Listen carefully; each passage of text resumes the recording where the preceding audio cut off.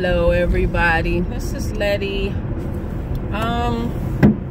As promised, I got my aviator look again. As promised, my favorite villains, movie villains of all time. Now, what I think makes a good villain, before I get into that, is, what makes a good villain is someone that can not only, a villain naturally is, you're not gonna, like, okay? That's kind of, to me, the easy part. You're not gonna like your villain. So, but to make a real good villain, I think you have to have some compassion for him and sort of understand maybe what led him to be evil. So I think that these villains kind of exude that. They have some kind of levels. You have some level of compassion for them. So even though they're evil, you maybe sort of understand maybe why they're evil. So number 5, and these are in order actually. Number 5 is the character of Biff in the original Back to the Future movie, and the character, the villain's real name. Now that's his name in the movie. His name was Biff. The actor's name is Thomas F. Wilson, and he harasses everybody. I don't think he's an equal opportunist bully. Okay, he bullies Marty McFly, which is the lead character, Michael J. Fox's character. He's the lead character in the movie. If you've seen Back to the Future, he just, I mean, it's almost as if he wants to be looked at as this awesome person and just wants to be looked up to, and you just sense he's thirsty to be admired. He has the best car, and he's the most handsome, and he wants all the girls to like him, and he just comes off as just an overbearing kind of jerk, but he's funny. He's a funny jerk, but he's a jerk. So he just, him and Marty, and oh my goodness. Then when Marty goes back. Now, this is a spoiler. I'm going to spoil all the movies I mentioned because I'm going to details. When Marty goes back and just, finds his parents, and he kind of sees where things kind of got started with regards to, the relationship between Biff and his father, because Biff and his father went to high school together, and sort of he was kind of bullying him back then, so the bullying just continued throughout the years. So he goes back and he kind of sees, how he meets his father, and he kind of sees where all of that kind of started. He was doing his homework and stuff like that. But Biff he's funny. You're mad at him because he's so mean, but he has that charisma, and you like him, and he's a strong character, and he adds definitely to the movie, and he definitely takes it up a notch. So he's just funny. The actor Thomas F. Wilson did a fabulous job, and I think he was in all the other sequels of that movie. I think it's 2 other sequels. It was 3 movies, and he was, played the same character pretty much. I think he did some changes, but he was excellent. He was excellent. Okay, my next movie villain is Denzel Washington. He plays Alonzo Harris in the movie Training Day. I believe it came out in 2000. Oh my God, I want to say 2001. I'm going to confirm that though, if it's not correct. 2001 Training Day. By the way, it's an awesome movie. He is the rogue cop. He is the cop that you don't want to run into. And basically, he is training a newbie, basically someone that just finished the police academy, and he's getting started with his career, and he's basically what we like to call orientating him, and he's the orientee.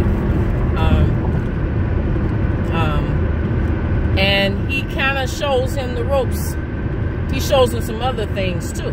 He shows him how corrupt he is, and he tricks him. He's very conniving, you know. And Denzel Washington being handsome, he's already charismatic. So, you know, you start to almost think, wow, maybe he meant that in another way.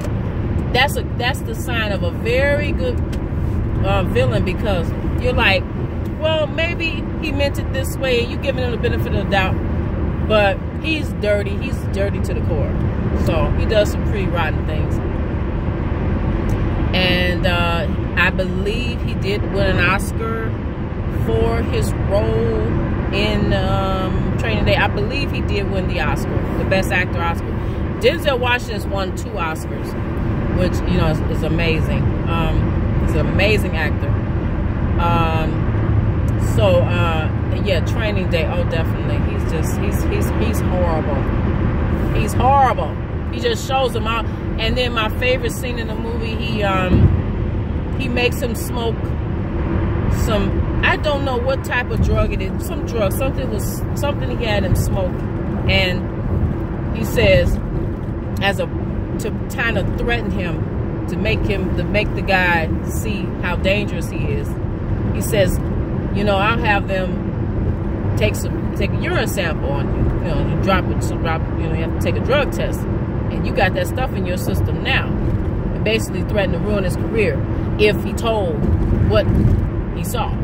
So I mean, Denzel is terrible in this movie. I mean, good actor, but just, you know, he's just a rotten character.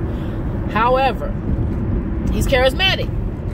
He's charismatic, and that's, you know, that's what makes this an awesome villain. My next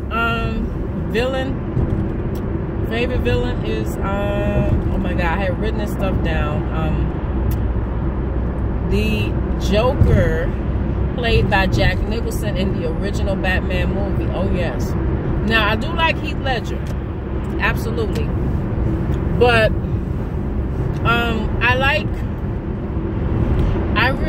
honestly, I thought that the first Batman movie was a good movie, but I think that Jack Nicholson, to me, was my favorite character, even better than Batman, that was played by Michael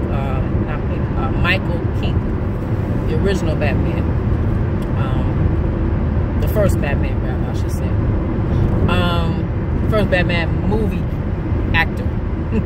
I'll put it like that. The Joker just added some, what you call, pizzazz to the film. The film is good. The things that he says and the things that he does, of course, is bad. He's a villain. But he has so many funny lines, so many funny scenes. It is... It's hilarious. He's hilarious. Jack Nicholson is always playing this character that's just either crazy or on the brink of being crazy, and you know, that's what makes him awesome. But one of my favorite scenes is the one that's in the museum, and he basically is a chemist. He has a degree in chemistry, I think they reveal, and he puts everybody to sleep. He lets this smoke,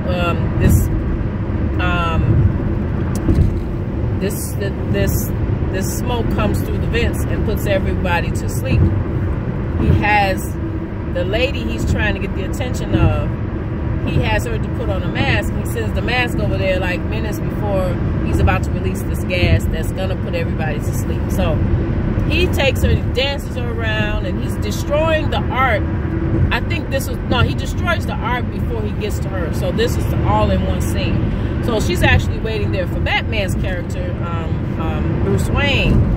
And, you know, he shows up, and he has destroyed, this is happening in the museum, by the way.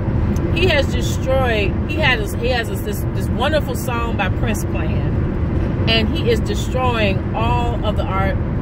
You know, he's just saying, my face on a $1 bill or something. I don't know, that might not be the same scene, but it's just, it's so funny. It's so funny. I mean, and he's just laughing the whole way through while he's destroying these works of art. So, excellent movie, excellent villain. Okay, my next favorite villain is, I got it.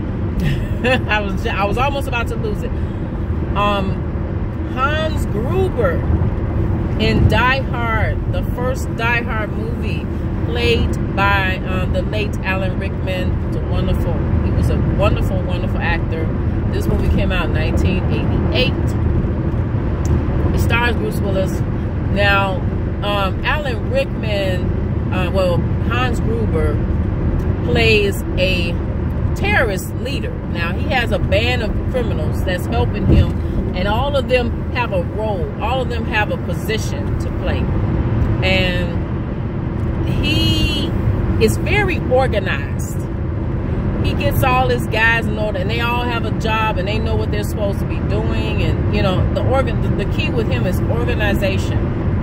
He wasn't expecting Bruce Willis, of course, to get away and just do his one-man army assault on the terrorists. But the scene where they tell him, oh my God, the police are coming, because Bruce Willis was able to get the police, to get them to come there, to get the attention of the police. So, you know, we thinking, oh my gosh, you know, he should be worried that the police are coming, but he's not. He almost expects it, and we find out later why.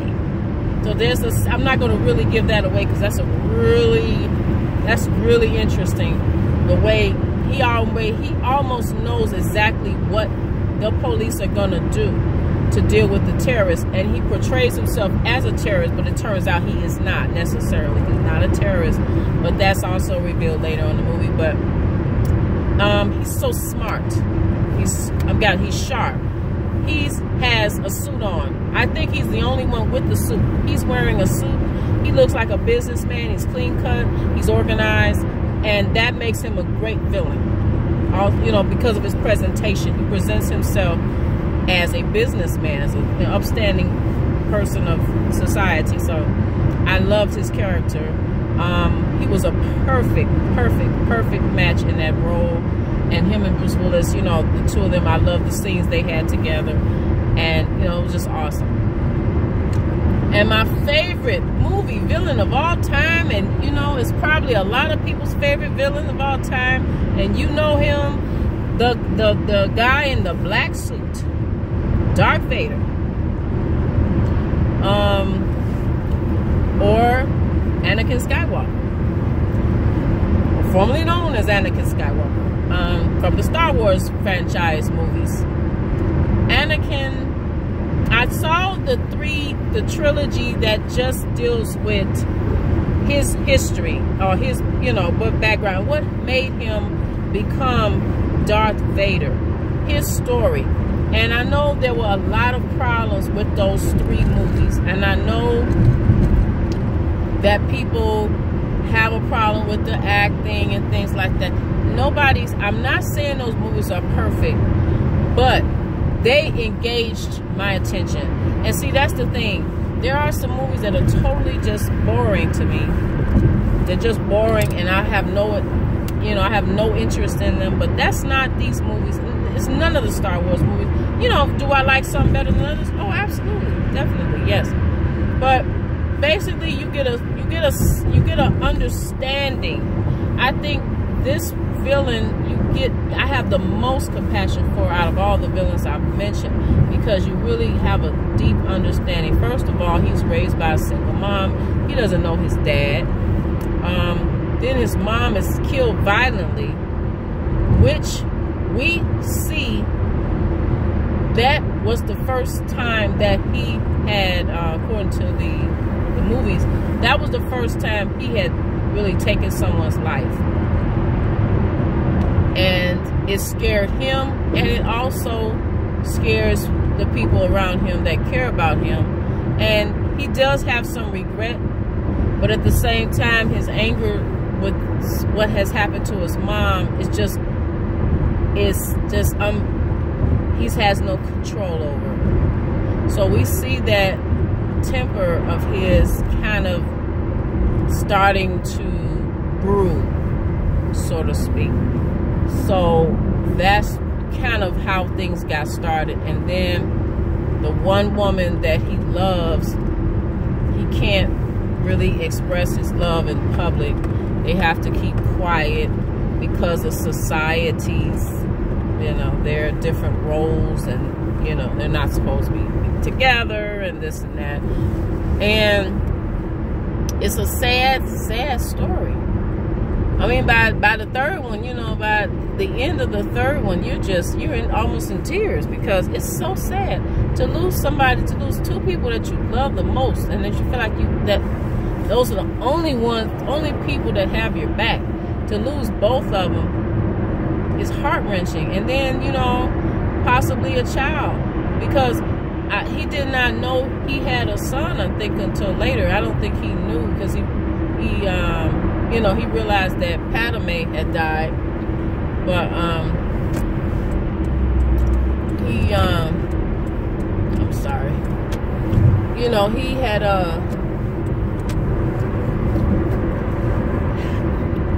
just been devastated. And then to have that trauma happen to him at the hands of the person that helped to kind of steer him, raise him, help him to become a Jedi. He's a Jedi master, and he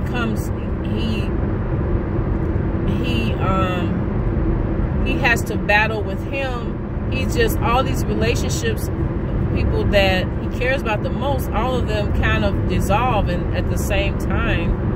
And then he suffers, you know,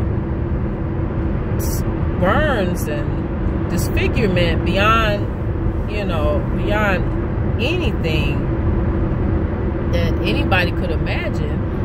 To lose your limbs and to be burned like that, it's just, I mean, all of this trauma happening, and it just sets the tone for, you know, just to fulfill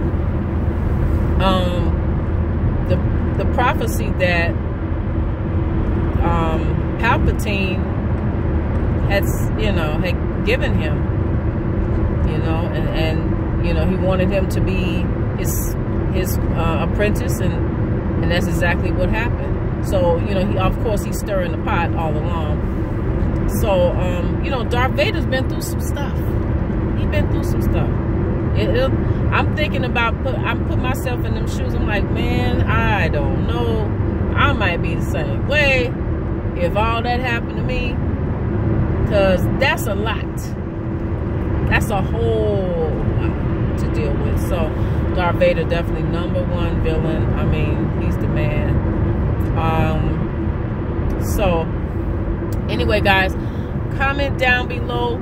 Let me know who your favorite villain is. Do you agree with my list? Do you have some, you know, do you disagree? Do you have any villains that, you know, I didn't mention as your favorite? And, you know, let me know who you don't like, or you like to dislike. So, anyway, guys, hope you have a wonderful day. This is a beautiful sunny day. I'm going to try to enjoy the rest of my day, and I will see you at the next video. Take care. Bye-bye.